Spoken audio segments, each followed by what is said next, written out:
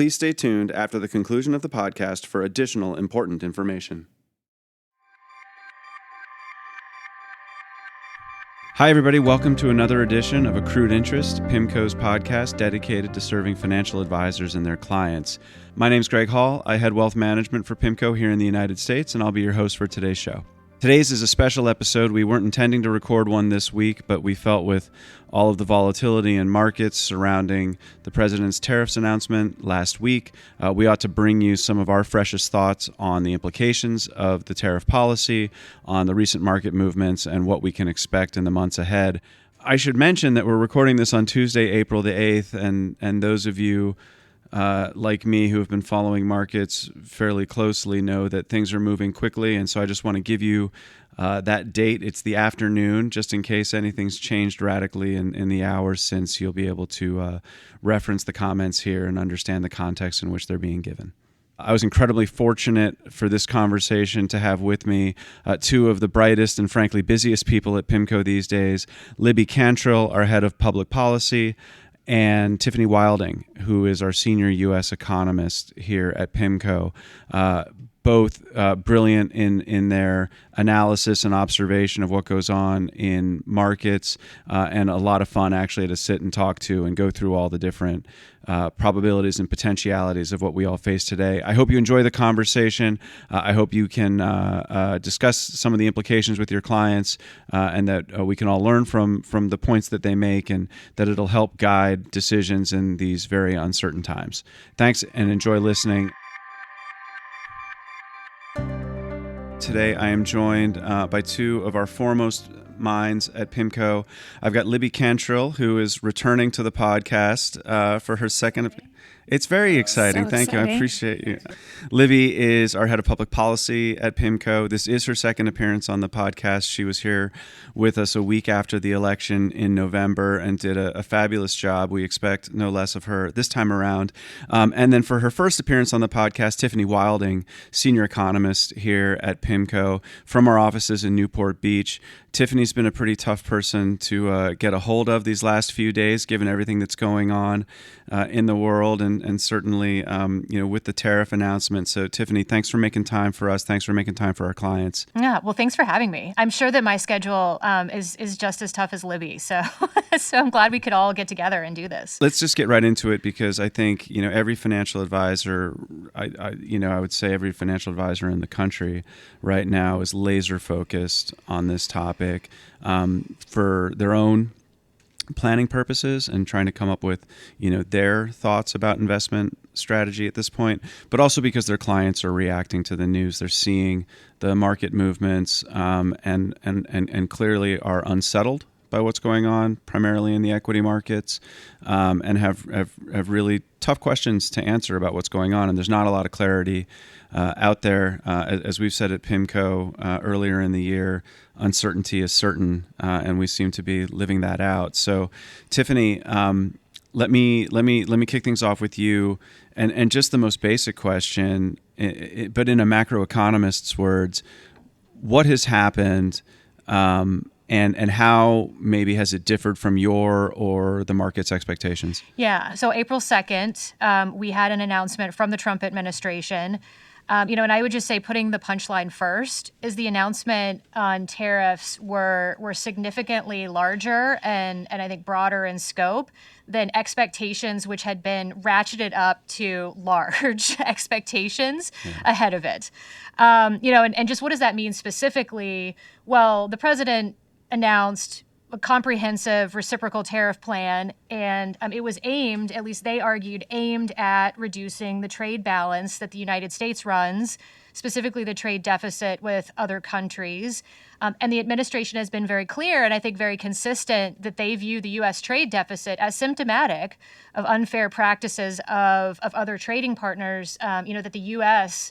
cannot compete with. So, what did the plan consist of? Well, there was two main components. The first was a universal basic tariff of around 10%. Trump himself had talked a lot about that on the campaign trail. But I think what was maybe even more surprising was that on top of that, we also got country-specific tariffs. I think it was 57 countries where the U.S. runs trade deficits, And those tariffs were significantly larger, and kind of a function of the U.S. trade deficit with that country. So, folks like China, for example, saw a 34% increase that was announced on top of the 20 percentage point increase that we've seen since February and March. To bring their tariff rate close to 60%, I think maybe even a little bit above. Other countries also saw pretty significant increases, like Europe, 20 percentage points higher. Japan, I think, was 24, Vietnam, 46, et cetera. So, pretty extensive tariff increases across various countries. There were two broad exceptions, which, I would just highlight because I think they're interesting. Mexico and Canada were excluded. We have separately put tariffs on non-USMCA goods, though, of 25% for those countries, but they were excluded from this. And then the second broad exemption was just on various products, including steel, aluminum, passenger vehicles, pharmaceuticals, chips, et cetera. And these are products that we expect tariffs to come on at some point relatively soon, and that's why they were carved out of this. So we don't think there's really a reprieve there, other than maybe for a few months or so until they can get these on. So there's three interesting things in that I picked. One was it sounded to me like you said the formula for determining tariffs was actually based on the trade deficit, the actual trade deficit we have with the country. So it seems to me, and maybe I'm interpreting you incorrectly, that we looked at the actual effect of trading with them, and if we were in deficit, we assumed it was because of tariffs or exclusionary practices, and so we calculated our reciprocal tariff based on our success or lack of success trading with that country. Is that about right? Yes. Yeah. I mean, that basically sums it up. Again, the idea here that the administration has is that a deficit, the U.S., the deficits that the U.S. has run with other countries, because they've, been so systemic over the last several decades, is reflective of the level of sort of like an unfair playing field or unfair advantage that country has. And right, so basically right. So if there's a deficit, it's just evidence that they're behaving unfairly. Exactly. And so then what they're trying to do is they're trying to calculate how much do we have to increase prices of goods coming from that country to basically disincentivize U.S. consumers from purchasing those things and reducing that deficit. The other argument, obviously, that the administration has used is, China needs us more than we need them. And as a result of that, China is effectively going to pay. They're going to reduce their prices so they continue to export to the U.S., and they're going to effectively pay this additional tax. So either way, the administration has effectively argued that the U.S. will win. Right. The other two things that you mentioned, I'll just combine them into one. We've got the product-based tariffs that are TBD, and we have the exclusions of Mexico and Canada. And are those, in your mind, and this might be a question for Libby as well, are those being set up deliberately as negotiating pieces, or in the case of Mexico and Canada, as evidence of the benefits of coming to the table with us early? Or am I reading too much into that? I mean, I could give my sense of that. I think the key issues, boiling it down, of the administration, I would argue, are twofold. One is to reduce unfair trade practices across economies, but the other one is to basically, at this point, limit China's access to the U.S. economy, because we've been negotiating with them for the course of again, decades. Obviously, the Trump administration, started negotiating with them more in a more tough way in the first administration. But at this point, they want to limit, China's access to the U.S. market. And so putting a 25% tariff on non-USMCA compliant goods coming from Mexico and Canada tries to limit China's ability to invest in those economies. And I would argue they're trying to do this elsewhere as well, like with Vietnam, with other Southeast Asian countries. It reduces China's ability to invest in those countries or reroute trade through those countries and get around the high U.S. tariffs on China. So I would argue, this may be less of a negotiating tool rather than just to, again, limit the ability of China to access the U.S. market. Yeah, but maybe I can just jump in. I think that the lack, though, of more punitive measures on Canada and Mexico, which is what we saw, right? I mean, so we had already seen this sort of 25% tariff on all goods from China and Mexico, except for energy products, which was 10%. And then President Trump kind of walked that back a little bit and did this carve out for non-USMCA goods. I think by our calculation, that's about half of the goods, although we think that one of you actually, just before we go on, we've used an acronym which we try to limit USMCA just so everybody's. So NAFTA 2.0, which is the trade agreement, of course, that we have among Canada, Mexico, and the United States that President Trump, ironically enough, led the negotiation and ratified under his first term. I think there were some unintended consequences, though, of that trade agreement that they are trying now to solve. Gotcha. And that's what this 25% tariff tries to address. However, I think the fact that they were sort of carved out of these reciprocal tariffs is an acknowledgement that especially for members of Congress, and we'll talk about this in just a bit, that tariffing Mexico and Canada is a bit of a bridge too far, I think, politically. And two, that those tariffs were put on because of fentanyl and border, and actually those could be decreasing. President Trump in the Liberation Day executive order actually mentioned a possible decline to 12% for Canada and Mexico. So I would just sort of sum this up from a high level as like better news for Mexico and Canada. Mm-hmm. And then just the last thing on the products, not to be kind of too pedantic here, but we actually already have tariffs on aluminum, steel, and autos. I think what Tiffany was sort of referring to is forthcoming tariffs on chips and semiconductors. Right. All right, let's finish with kind of the economic impact, and then we'll come back because there's so much to explore, I think, politically here.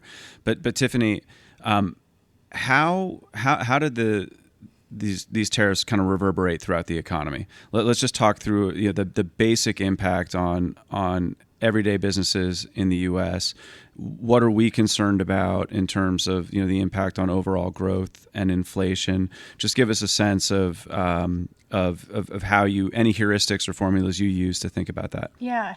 Well, maybe let me just start off by saying that, I mentioned before that the key assumption that the administration has in all of this, I'll talk about the U.S. and China just because it's like kind of the most extreme case here, but that the U.S. has leverage because, not to use too much jargon, but, China needs the U.S. more than the U.S. needs China because the things that China is supplying basically can only go to the U.S. market. It can't go anywhere else. And on the other side of that, the U.S. has a lot of capacity to increase domestic production and substitute if you had higher prices. That is the key assumption that the administration has here. So in other words, Chinese supply is more inelastic, to use jargon, and U.S. demand is more elastic. And as a result of that, China will pay the tariff. And I would actually argue the reality is much different. And the reason is because, I think you can think about China as a monopolist in a lot of ways.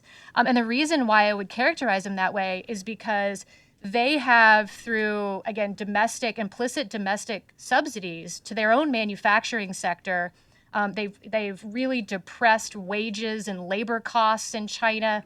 The U.S. just can't compete with that. And as a result, we've had this hollowing out of the middle class in the United States. We have had manufacturing that's been less and less of a share of the overall economy over decades because China's basically driven them out of business, right? And they've become a monopoly power in a lot of areas as a result of that undercutting. And so if you believe that, then it suggests that higher prices will result because of these tariffs, that the U.S. can't actually just build up manufacturing overnight again and substitute, and buy these goods from a U.S. factory. That will take time in order to do that. And in the meantime, U.S. Customers, U.S. consumers of these products from China, will be paying higher prices. And I think that is the key issue here, at least over the short run. And so that basically just means that, you can kind of do some back of the envelope calculations. We use just like a rule of thumb that for every percentage point increase in the average effective tariff rate on the stuff that the U.S. imports, so taxes on imports, you have growth that declines by about a tenth of a percentage point of that, and you have inflation that accelerates, at least in the near term, a similar amount. So in other words, the 20% increase in the average effective tariff rate that has resulted from the accumulation of these policies, plus the additional products that we think will come on, that suggests we could have a pretty big growth headwind. You could see growth in the U.S. going from 2% to grinding to a halt, maybe even slightly contractionary. And you, at the same time, see inflation, at least core goods inflation, that's accelerating higher as you're getting that price level adjustment. And we think even going back above 4% is certainly possible. That's sorry to break into there. One, I just wanted to say when for our listeners, when Tiffany says rule of thumb, she usually has about a 50-page econometric analysis behind it. So for her standards for a rule of thumb are maybe a little bit higher than the rest of ours. And then secondly, I think that's just sort of an incredibly, interesting implication, because we've seen markets over the last couple of days bouncing back and forth between, which side is it, the inflationary side or the growth side that is the dominant sort of fear factor, for lack of I got to invoke Joe Rogan on a podcast, I guess, in the markets. And so do you, where does that bring your kind of estimates for 25, Tiffany? Yeah, so I think uncertainty itself, you bring up a good point. So in the rule of thumb that I was talking about, this was more like the direct effects of just higher taxes. Right. You could think of these tariffs as literally just a very large consumption tax, one of the largest in history, by the way, 2 percentage points of GDP that was unilaterally implemented by a president. One of the largest tax hikes ever in the history of our economy. That was kind of a direct effect discussion. But you're right. There's this other issue out here, which is that irrespective of what's actually implemented, uncertainty has just increased quite a bit. And you've had, volatility and announcements up until now. And the reason why that impacts economic activity is because there is zero cost to waiting. And as a result of that, in highly uncertain times, companies will delay hiring and investment decisions in order to try to gain more confidence and to try to gain more certainty. And so that we think is also a major impact here, and it's impacting not only the U.S. but the global economy, and certainly economies that are also more trade sensitive. I don't know if that's where you were going with that, but no. It's I was just thinking about the notion that there's no cost to waiting, because there's obviously there's no direct cost, but I think it's a really interesting point that you're making. I think investors are feeling it now, right? You're seeking out safe havens in cash and waiting out the volatility. I think advisors probably see it in their practices. If you're thinking about hiring somebody to come on and help your clients with tax planning or other value-added services, I think there's a question about sort of the overall state of the world. You put off that decision. Certainly you can imagine it, right, in a manufacturing context or a business context. Should I order more inventory right now before prices go up, or should I put that off because I don't know what demand is going to be? And the dampening effect that can have on overall economic activity, I would imagine, is very hard to calculate, but we're probably also seeing some of it even before the official data comes through in coming months.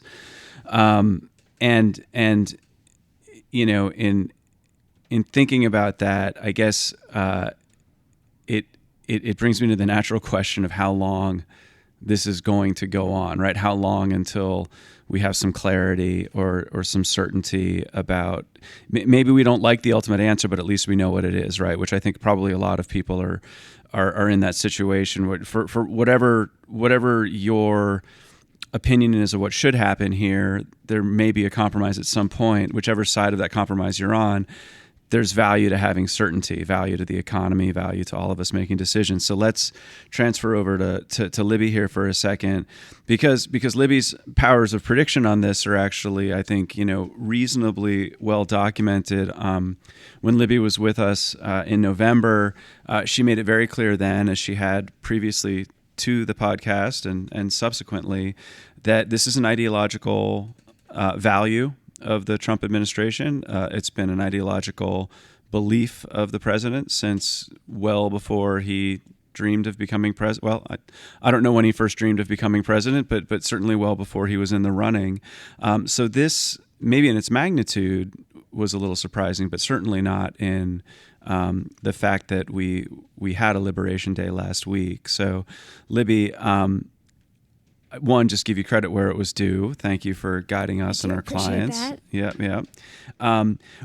What do you think about this topic of certainty or clarity, and what's the path that you foresee over the next few months? Well, first of all, thanks for the credit. I mean, I do. Always. I'll take it. But we, as Tiffany said, I think even we who had been maybe a little bit more hawkish on his trade views just going into the year, and we're sort of positioned more defensively, I think, because of it, we're surprised by how liberated, in his view, we were on Liberation Day. And I think so. A couple of things. One is just to use a framework that hopefully is helpful for clients, is that he does believe this. This is his worldview. He has thought, as Tiffany said, that the goods trade deficit was a symptom of much broader issues, not only around tariffs, but around industrial subsidies and FX manipulation and tax policy. So he really does believe, and it's not just the trade deficit, it's the goods trade deficit. So it does not include services. As a scorecard with the rest of the world. And I don't think we're going to change his mind on that. So people may agree with him. They may disagree with him. I always say that's not our role here at PIMCO. It's from a Washington, D.C. observer perspective, it is to really talk about what is likely to happen, not what should happen. So I think that, though, as a framework is quite important because he does believe in this. And unlike Trump 1.0, Trump 2.0, we talked about personnel as policy on the pod last time. Yep. Do you like how I just said pod too? I did. I just very casually said that. I appreciate the callback. It makes me, it's a wonderful feeling. But personnel is policy, and the personnel under Trump 2.0 has a more consistent worldview on this particular issue than under Trump 1.0. There is absolutely some dissension, but broadly speaking, there's more unanimity around the trade deficit, around the fact that tariffs work, and just sort of this general ideology. So I think that is just important when we're thinking about what is likely to happen going forward, is that this is underpinned by a very strong ideology. There's with been that said, some external voices of late tweeting about their dissatisfaction with the policy. Do you think those have any bearing whatsoever, or? Yeah, so I'm going to get to that. I think okay, so. Sorry. So okay, no, okay, it's all right. okay. I'm just winding up. Please. This is my second appearance on the pod. Serves me right. I should have known. I'm feeling very comfortable. You've earned the right. I feel like I may have earned it just to have a framework. Absolutely. So tariff man in that view, but then there's also transaction man, and this is kind of to your point about, is there going to be pressure on President Trump to come to some deals in order to provide some certainty and specifically some relief from a tariff perspective? Absolutely. Now, do I think that folks who are tweeting at the president are going to be successful? No, I don't. Do I think political pressure as it relates to members of Congress? Maybe, but honestly, many folks in the Republican Party have President Trump to thank for their jobs. So I think that most of the pushback will continue to be private and not public, and I just don't think it will really move the needle.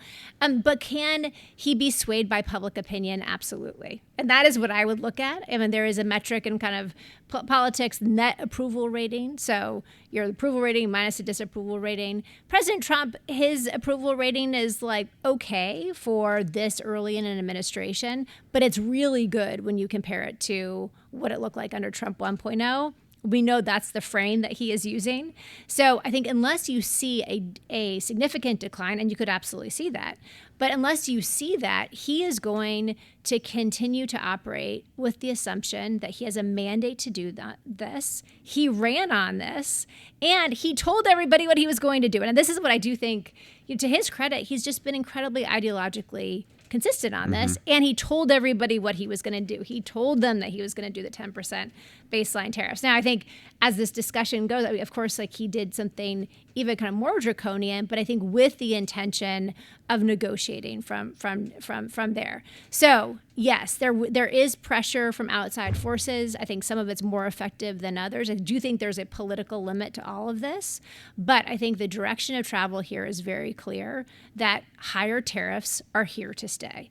And anybody who is holding their breath, thinking that we're going to go back to the effective tariff rate of 3.3%, which is where we were when we started the Trump 2.0, I think they need to wait for much longer. That effective tariff rate of 3.3%, that's the average tariffs across all imports, and that compares to the 20% number that Tiffany just gave us, which is the ultimate result of what was announced on Liberation Day. Yeah, and I think you could, I mean, we were just going back and forth about the estimates. I think it's a little bit squishy, but you could say that the increase is, by 25% if all of these things are layered on and they all stick. And I think that, of course, is the so 6, 7, 8 times as high, basically. And if you talk in that rule of thumb that she she just talked about, I mean, that's a pretty big headwind to both growth and then obviously some pressure to inflation. So I do think that there's a political limit to all of this. I don't think we're going to see the effective tariff rate sticking around at 20 or 25%. However, again, I do think you're going to see some of this stick, and maybe will you indulge me? Please. I will. Do I have any choice in the matter? Not really. I'm just trying to be polite. Thank you. Hoping I get an invite back, but maybe I won't. But I think that the kind of a frame for clients to use is that the 10% universal tariff is very unlikely to go away. Now, maybe he has some deals with the UK or Australia. That doesn't really matter. So maybe that 10% declines for those countries, but we have a surplus with Australia, for instance, so it doesn't really matter. But I think that just by and large, that 10% is here to stay. And then the sectoral tariffs we were just talking about, aluminum, steel, autos, pharma, I think those stick around. And then I think higher tariffs on China stick around. And I think everything else is going to be subject to a negotiation. Some of those negotiations are going to be easier. Japan, for instance, but some of them are going to be harder, the EU. So I just think that the upshot here is a much higher effective tariff rate, more trade policy uncertainty, but probably not as high as what we have right now if all of these things stay in place. Where do you think we should be looking earliest on to, like, if your thesis is correct, where do you think we'll see deals first? Is it Japan, which has already been in the headlines? South Korea was in the headlines today. Those places that we ought to be looking? I think Japan, easy. Australia, very easy, given we have a trade surplus. UK, easy as well. I mean, again, some kind of like inconveniences, some things that are going to agitate us, but in terms of not being existential or sort of insurmountable. India, I think, likely. And then Argentina was something that actually the U.S. Trade Representative today in his testimony to the Senate Finance Committee mentioned. So those, I think, you will see some sort of deal. Now, any trade negotiator will tell you that those things do not happen in a day.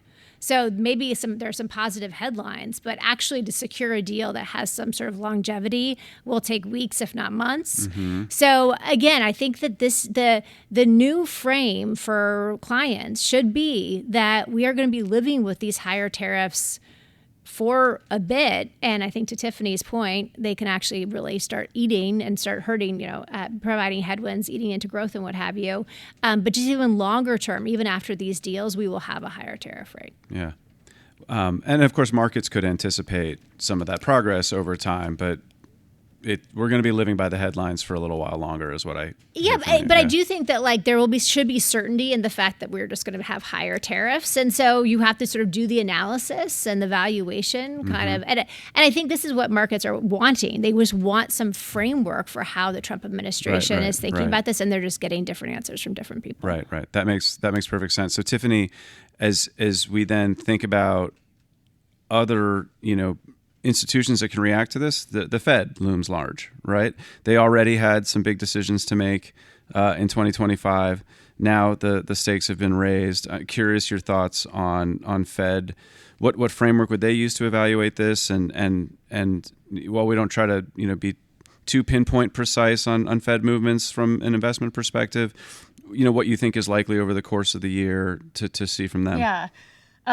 Well, I guess I'll state the obvious. Just the economic effects of these policies put the Fed in a really tricky position because, on the one hand, you have, corporate profits that will get squeezed. You have real domestic incomes, people, the stuff that they can buy with the income that they have, that will get squeezed.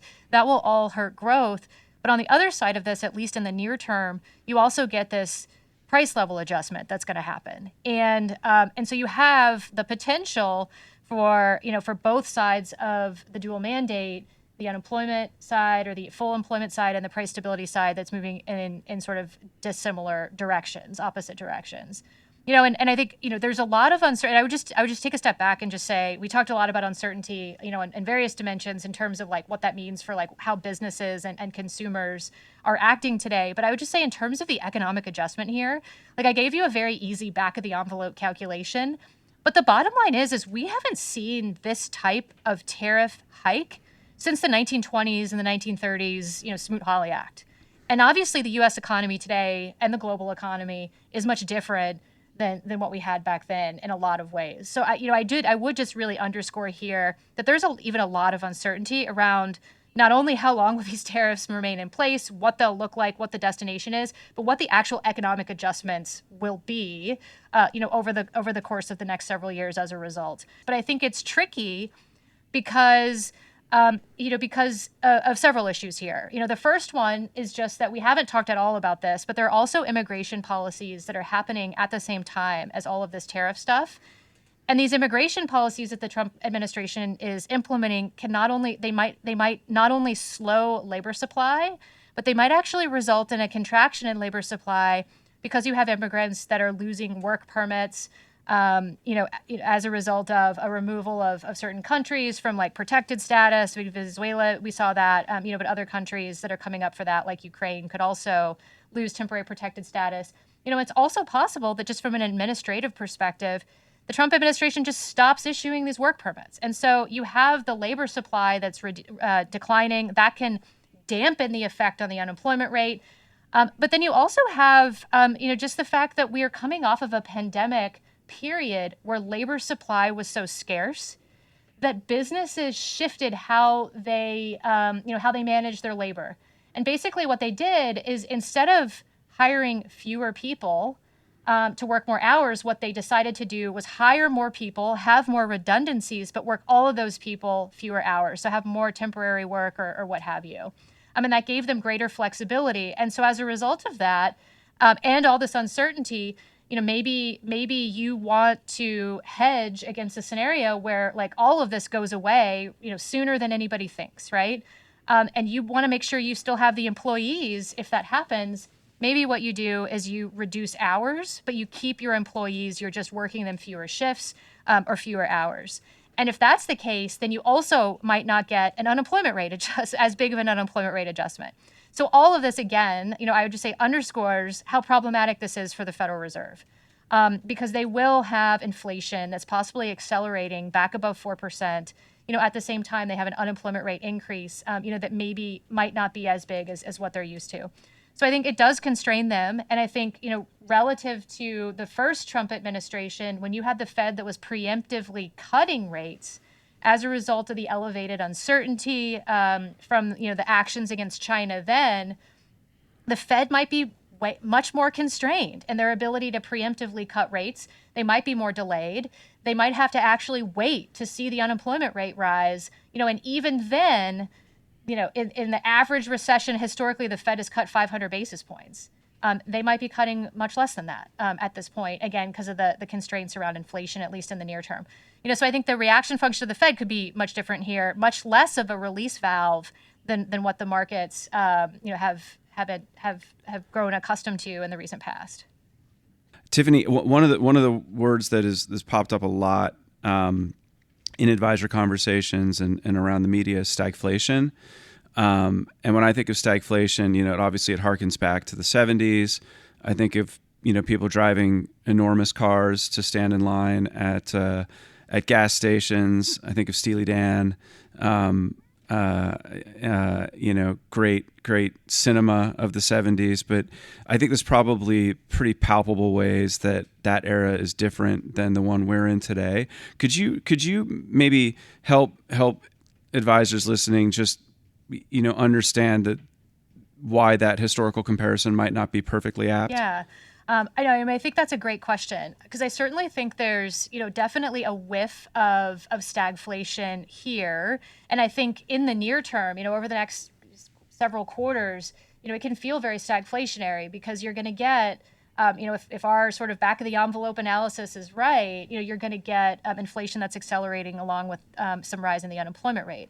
But I do think there are really key differences here to the 70s period. And, and I guess what I would also just say is, I use the term inflation in the near term to talk about, we do think it reaccelerates. But, over a kind of a more medium term, we actually don't think these tariffs are inflationary. And maybe this is more academic and more wonky. But the tariffs will cause like a price level adjustment. So companies will pass on this additional cost by raising prices. That's a one-time adjustment. It's not that it's increasing ongoing inflation forever, right? So the tariffs actually aren't inflationary. And I raise that point because I think on the back of this, as you have demand, there's destruction and demand. Once you get this price level adjustment that's passed through, it actually could even be disinflationary. And I think, interestingly, you're seeing that playing out in the commodity markets right now. Commodity markets and global oil markets have declined. We've gotten some OPEC announcements there as well, but if you look at copper and some other things, they've declined. And the reason why they've declined is because they're pricing in this outlook for demand to be lower. And as a result of that, demand for commodities to be lower. So I think, just in terms of the energy price reaction that we've gotten now versus obviously the 70s, where clearly it was a huge OPEC shock, energy price shock in particular, that drove that. That's different. But I think the other key piece of this is kind of, again, what economists call second round effects. Again, not to be too jargony, but how wages and how people's expectations for the future inflation really play out. And, in the 70s, you saw inflation expectations really accelerate, and just labor bargaining power at that time, because of higher unionization rates in the United States, a higher manufacturing base, resulted in wage inflation that was also just much higher. And that made overall inflation much more persistent, even though you had the unemployment rate that was increasing. So I would argue that's also a key difference today. It does seem like longer term inflation expectations, they are relatively anchored. Maybe there's some surveys that kind of are uncomfortable for the Fed that they've been moving up. But overall, it does seem like inflation expectations, they're pretty anchored, and obviously there's been less labor bargaining power, since then, which should mitigate those second round effects. All right, those are great differences. Thanks for a little bit of history there. I do think it's important for people to be able to draw those differences, and many advisors, many clients lived through those times as well, and I think will recognize some of those variations between then and now. Libby, you wouldn't know it by watching TV, but other things have probably happened in D.C. besides tariffs over the last week. Is there anything else that we ought to be focused on in the coming days? Yes, and before I get there, do you mind if I just also talk about the 1970s? I'm not even going to try to stop you. Because one thing we did not talk about just before we leave the subject of tariffs, but something that clients are really asking about, and so I'm assuming that advisors are getting asked by their end clients, is the legality around all of these tariffs. And could we see the courts rule against President Trump? And it is true. So what we know is that President Trump had 3 different sort of avenues, approaches that he could have used. Some were more aggressive, but took longer and could have been more durable. And then there was the choice that he used, which was the most aggressive, both in terms of the scope of tariffs, but also in terms of the legality. And so he's using something called IEEPA, the International Emergencies Economic Powers Act from 1977. So going back to a time where we had seen a lot of inflation. So see, I'm trying to tie it back in. It's a good callback. But it is a really extraordinary use of the statute, of the law, to impose tariffs. And so we've already seen some groups file kind of legal court cases against the president, against these actions. I think that the courts usually have been pretty deferential to the executive branch when they've used these emergency authorities. But there are some trade attorneys who think that this is sort of a bridge too far and that actually this could be overruled. So that is just something to watch. The only thing I will just say before people get too excited about the fact that maybe all these tariffs are rolling off because of this is that the president has other tools that he can actually use to impose tariffs. They're not as sort of flexible as the IEEPA, but they would basically get to the same destination. It would just take longer. But again, they'd be more legally durable. Okay. So in terms of other things, I will tie it back now. We have been talking to clients about vegetables and dessert. And before the president was inaugurated, we were talking about just in terms of the overall economic implications of his agenda, that it would really, it would be predicated on sequencing and then sort of the scope of which policy we were going to get. And if you think about these things as vegetables, so tariffs, kind of some of the DOGE headlines, immigration headwinds, as sort of the vegetables, and then the dessert as deregulation and tax cuts, we've gotten all vegetables and no dessert. I do think the dessert is coming. It's just taking a while. And, we probably won't see the real direct impact from tax cuts until 2026, but you could see some positive headlines, and that could also maybe just mitigate some of the concerns in the marketplace. And I think what you've already seen over the last week is that President Trump is already kind of leaning on Congress to try to accelerate the consideration of that bill. There is a very lengthy process that I'm not going to bore everybody with, but that both chambers have to go through. But the upshot here is I would be surprised if you did not have a tax bill by the summer that is actually a bigger tax cut bill than maybe what people expected and has fewer spending cuts than what I think many Republicans on the Hill would like. And that is just an acknowledgement of the fact that we may see some slowing because of these tariffs. And I think in some ways the increased revenues that we would be collecting from the tariffs, because of course tariffs are kind of like a big tax, they do generate revenue, may provide some cover for folks to make a more difficult vote on a bill that may be bigger and may have a bigger net deficit impact. So I think bottom line, extension of all the Trump tax cuts we will see. That's kind of table stakes, if you will. But then I think we will see, the no taxes on tips, the no taxes on overtime, potentially a reduction in the corporate tax rate for manufacturers, an increase in the SALT deduction. I mean, no expansion of the estate tax, but we will see, an extension of that more, which I know is something that the advisor community cares a lot about. So I think upshot here is that the dessert is coming. It's just that we have to lose weight before we can gain it, so to speak. Sorry to belabor a metaphor, but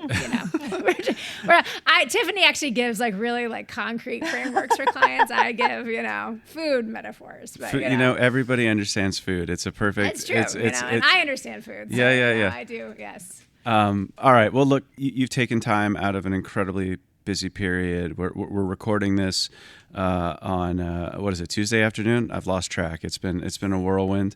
Everybody at PIMCO, very busy trying to understand what's going on in markets, reacting, doing research, coming up with game plans. So for you to spend this time with us, we really appreciate it. I know our advisors listening really appreciate it, and their end clients who hopefully get a listen as well really appreciate it.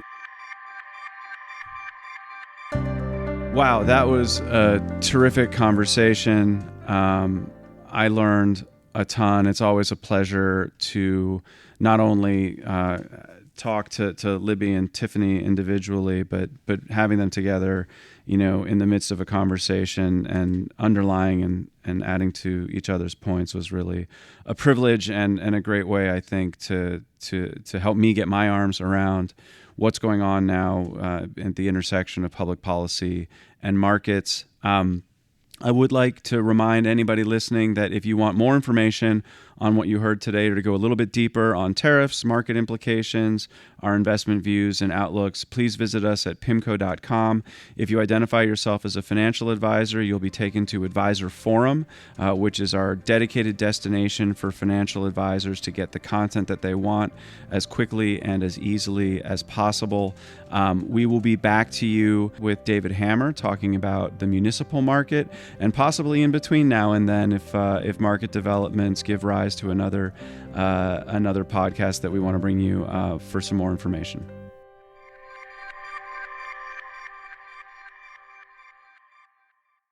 The discussion and content provided within this podcast is intended for informational purposes only and may not be appropriate for all investors. Reliance upon information provided in a podcast is at the sole responsibility of the listener. The information included herein is not based on any particularized financial situation or need and is not intended to be and should not be construed as a forecast, research, investment advice, or a recommendation for any specific PIMCO or other security, strategy, product, or service. Past performance is not a guarantee of future results. All investments contain risk and may lose value. Investors should speak to their financial advisors regarding the investment mix that may be right for them based on their financial situation and investment objective. Podcasts may involve discussions with non-PIMCO personnel, and such content contain the current opinions of the speaker, but not necessarily those of PIMCO. Other podcasts may consist of audio recording of an existing PIMCO article, and such material contains the current opinions of the manager. The opinions expressed in all podcasts are subject to change without notice.